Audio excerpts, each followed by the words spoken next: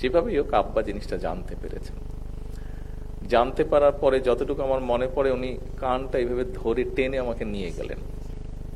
উনি কানটা টেনে ধরে আমাকে নিয়ে গেলেন, নিয়ে গিয়ে আমাকে বললেন যে ওকে সরি বলো। আমার কাছে মনে হয়েছে আমরা ছোটবেলায় যেই পারিবারিক বা সামাজিক শিক্ষাটা পেয়েছিলাম, কোথায় যেন একটা অভাব মনে হয়েছে দেশ। প্রবলেমটা হয়েছে আমার, এই জন্য প্রবলেমটা যে আমি কোন অবস্থান থেকে কথা বলবো, কারণ উনি তো আমার পিতা। এই মুহূর্তে আমি হয়তো দলের দায়িত্বে আছি, দলের একজন রাজনৈতিক কর্মী হিসাবে আছি, ওই হিসাবে চিন্তা করলে উনি আমার নেতা, আবার আরেক দিক দিয়ে চিন্তা করলে আমি ওনার সন্তান। কাজে আমি এখন কোন অবস্থান থেকে কোন দিক থেকে বক্তব্য রাখবো, এটা খুব ডিফিকাল্ট একটা বিষয় আমার জন্য, আমার কাছে মনে হয়েছে। বক্তব্যের শুরুতে যেহেতু আমি ওনার সন্তান, সেজন্য আমি আমার দুটো এক্সপিরিয়েন্স আপনাদের সামনে আমি শেয়ার করতে চাই। তারপরে হয়তো আপনাদের সামনে আমি তুলে ধরার চেষ্টা করব যে রাজনৈতিক অবস্থান থেকে, অর্থাৎ ওনার দলের একজন কর্মী হিসাবে ওনার সম্পর্কে আমার বক্তব্য আজকের এই অনুষ্ঠানে। এক্সপিরিয়েন্স প্রথম যেটি, সেটি হচ্ছে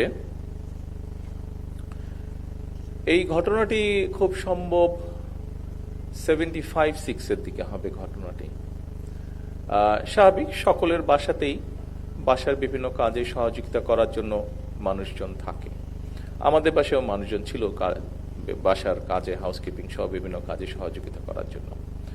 তখন বয়স কম, স্বাভাবিকভাবেই এই বয়সে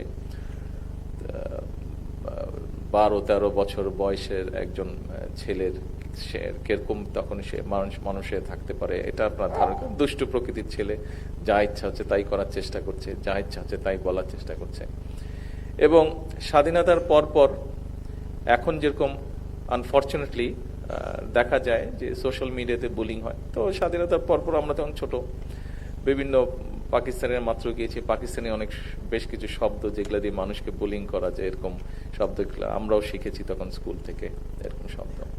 তা আমি সেরকম কয়েকটি শব্দ আমাদের বাসার যে কোনো একজন সহকারী যা ছিল, যারা কাজে সহযোগিতা, তাদের উপরে আমি সেরকম একটু বুলিং করলাম।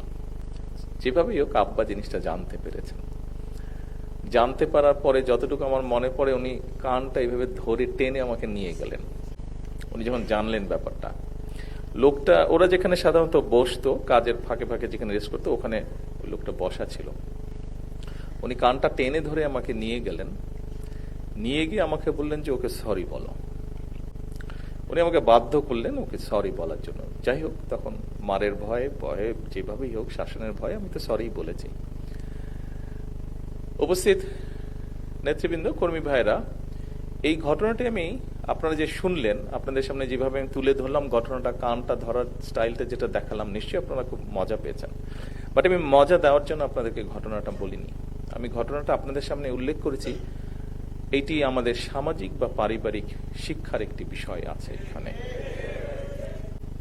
আমার কাছে 17 বছর পরে দেশে ফেরার পরে আমি মহাসচিব সাহেবের সাথে, আরো কয়েকজন সিনিয়র নেতৃবৃন্দের সাথে মাঝে সাঝে কথা প্রসঙ্গে আলাপ করেছি। আমার কাছে মনে হয়েছে আমরা ছোটবেলায় যেই পারিবারিক বা সামাজিক শিক্ষাটা পেয়েছিলাম, কোথায় যেন একটা অভাব মনে হয়েছে দেশে ফিরে আসার পরে। এরকম একটা বিষয়ের মনে হয় অভাব আছে, কোথাও একটা অভাব। হয়তো আপনারা আরো ভালো বলতে পারবেন যারা আছেন আপনারা এখানে। এরপরে আমি মনে করি যে এই বিষয়টিতে বোধহয় আমাদের নজর দেওয়া উচিত। এর ভিতরেই সরকারের দায়িত্বভার গ্রহণ করার পরই আমি আমাদের তথ্য মন্ত্রণালয়ের দায়িত্বে নিয়োজিত যারা আছেন তাদের সাথে আমি বসেছিলাম।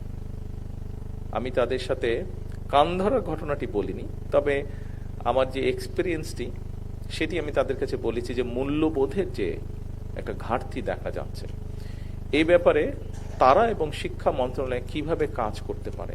অর্থাৎ আমাদের সমাজের সামাজিক মূল্যবোধ, আমাদের সমাজ ব্যবস্থায় পারিবারিক যে মূল্যবোধ, একই সাথে আমাদের ধর্মীয় মূল্যবোধ, অনেকগুলো ছোট ছোট বিষয়, মুরব্বীদেরকে শ্রদ্ধা করা, অসহায়কে সহযোগিতা করা, মানুষের সাথে বিনয়ীভাবে কথা বলা, এই যে এরকম আরো যেগুলো মূল্যবোধ আছে, এই বিষয়গুলো কিভাবে আবার শিশুদের মধ্যে, আগামী ভবিষ্যৎ প্রজন্ম যারা, তাদের মধ্যে আবার কিভাবে জিনিসগুলো নিয়ে যাওয়া যায়, আবার কিভাবে তাদের মধ্যে জিনিসগুলো দেওয়া যায়, এই বিষয়ে আমি আলোচনা করেছিলাম।